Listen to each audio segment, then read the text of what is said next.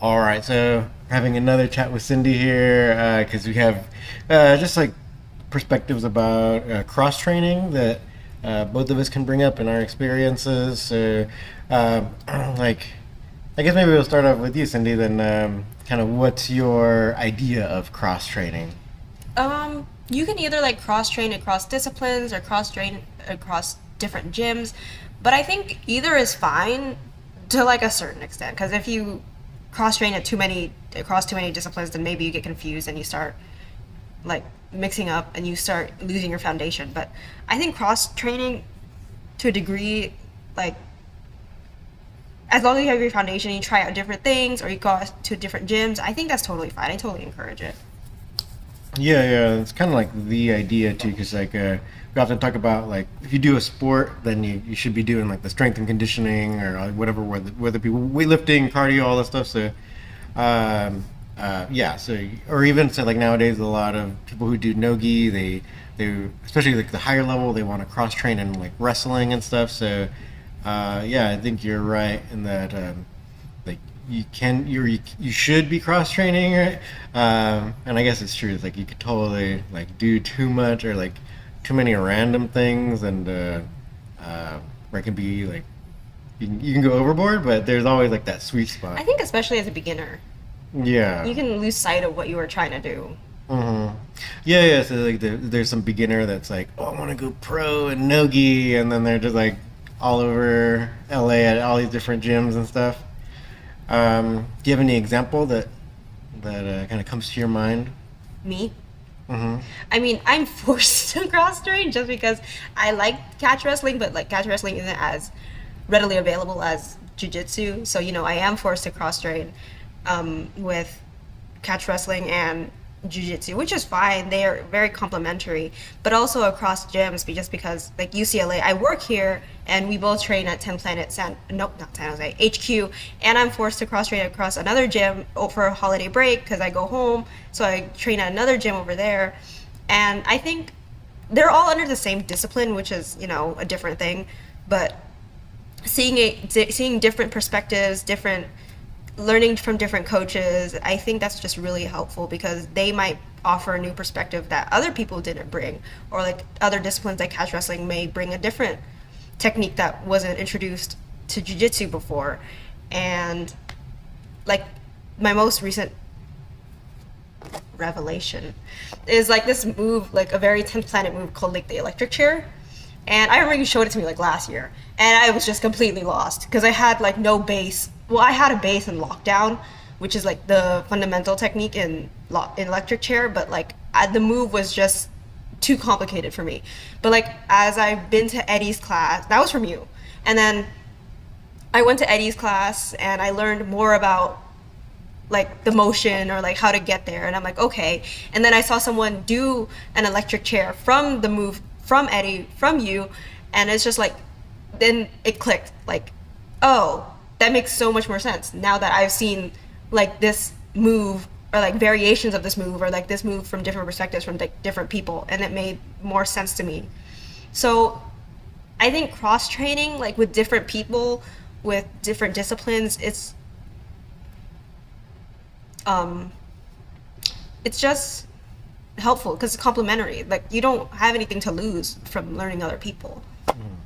Yeah, yeah, and that's like with regards to that, and like say in particular, 10th Planet and catch wrestling is because since Eddie Bravo took and he's not like I'm not saying anything controversial, just in case that he even admits that he took a lot from the wrestling he did when he was younger and added a lot of these moves. So it's like yeah, so it's like you're getting kind of the impression of like the overall. It's almost like reading a book or something. Like you might read it once, and so you'll get a lot from it. But say if you read it again, then like more details come. So it's like you're seeing it, and you see a move from like from me, and then you see it again from someone else. Almost like reading the book again, and then more details are coming in, and you're learning more and more about how it works or how to get it from all kinds of positions. Yeah. Right. Yeah. You kind of mentioned though too, and I've had a similar experience where it's uh, like where some gyms don't encourage that. Like, Yeah. So I don't know, like I personally never experienced it, but like some gyms, they I don't know if they don't encourage it or like they're strictly against it, like cross training. They're like, don't go to other gyms. But I remember like I was back at home and I was trying out a new gym and this girl was with me and I was like, oh, did you sign in yet? Blah, blah, blah. And she was like, no, I don't sign in. I do a drop-in. But I've seen her like every week that I've been there. And I was like, what do you mean you don't have a membership? And she's like, oh, I just do drop-ins because I don't want my other gym finding out. And I'm like, what do you mean you don't want your other gym finding out?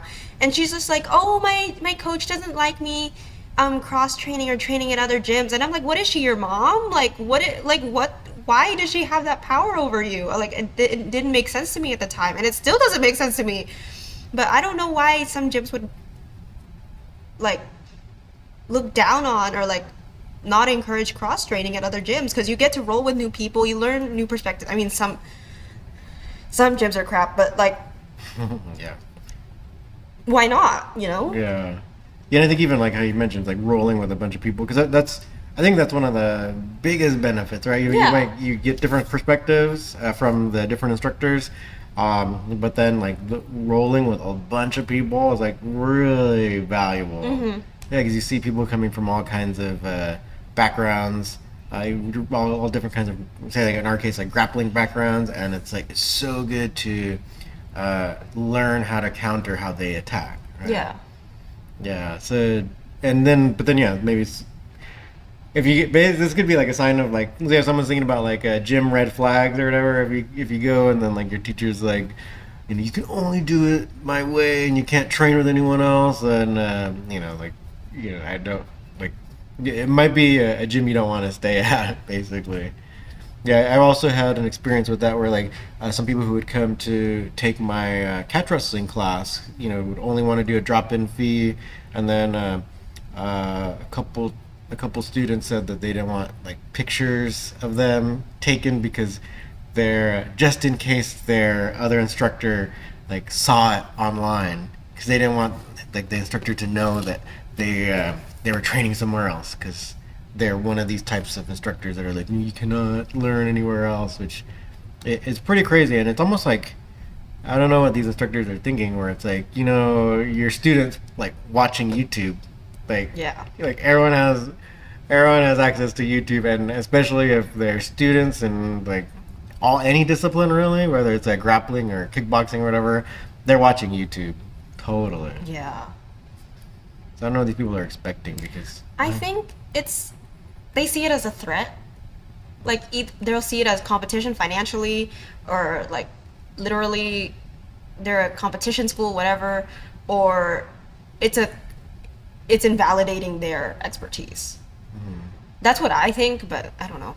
Yeah, no, I think that's a big part of it, definitely. Yeah. Or probably to their ego. Mm-hmm.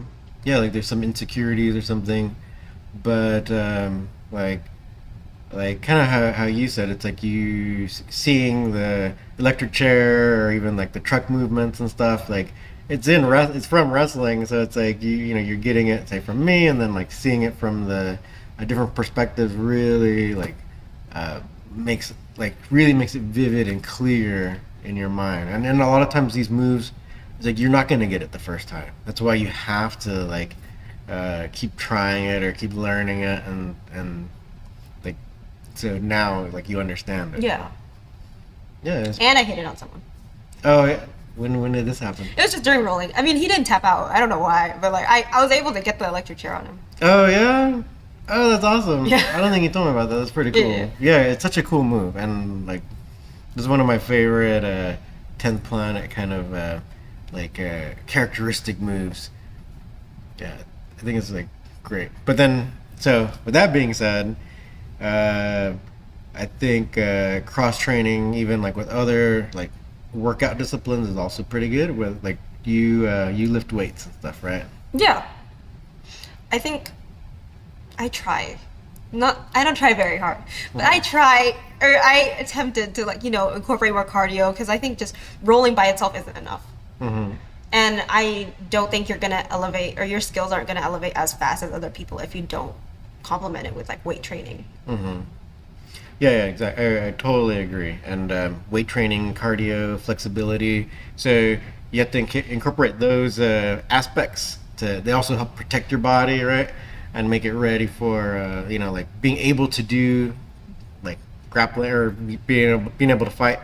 But it also protects you from injuries and stuff. So whatever discipline that is, like whatever you can find, if like it should be good. Like I personally really like weight training and cardio as well, but I also really like yoga.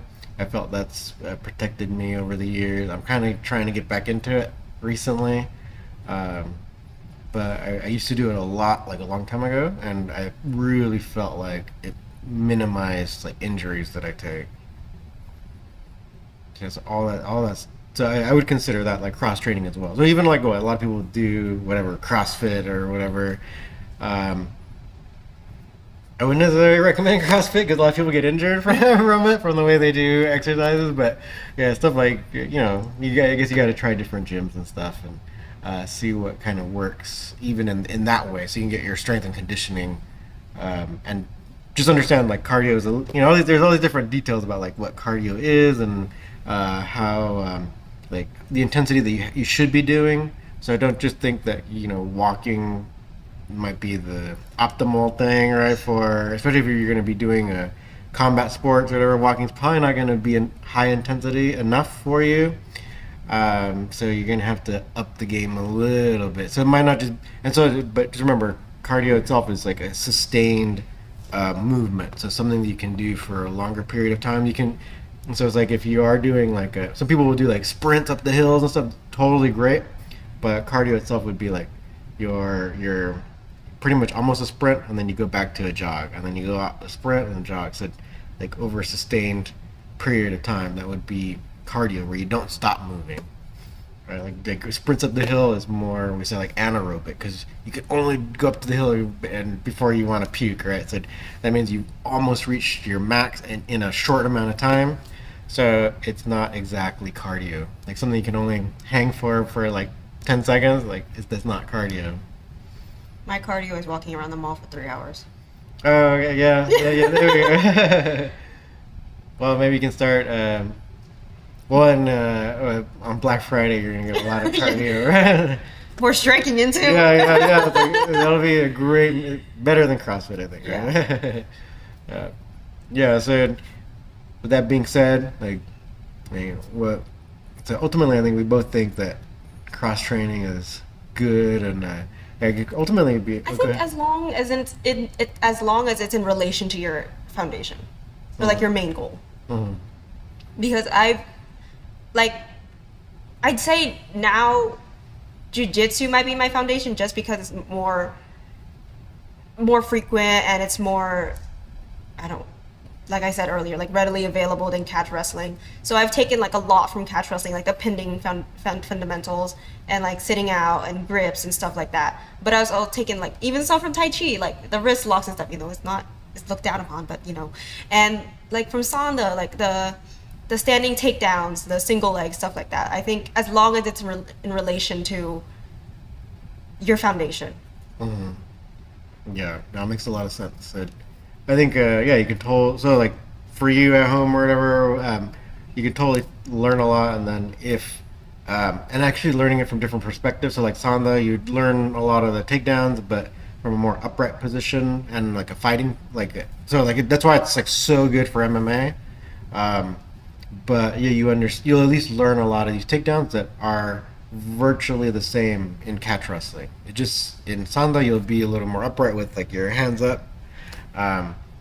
But you can easily convert that to catch wrestling, right? Where you're in your wrestling stance, your hands aren't really in boxing stance, right?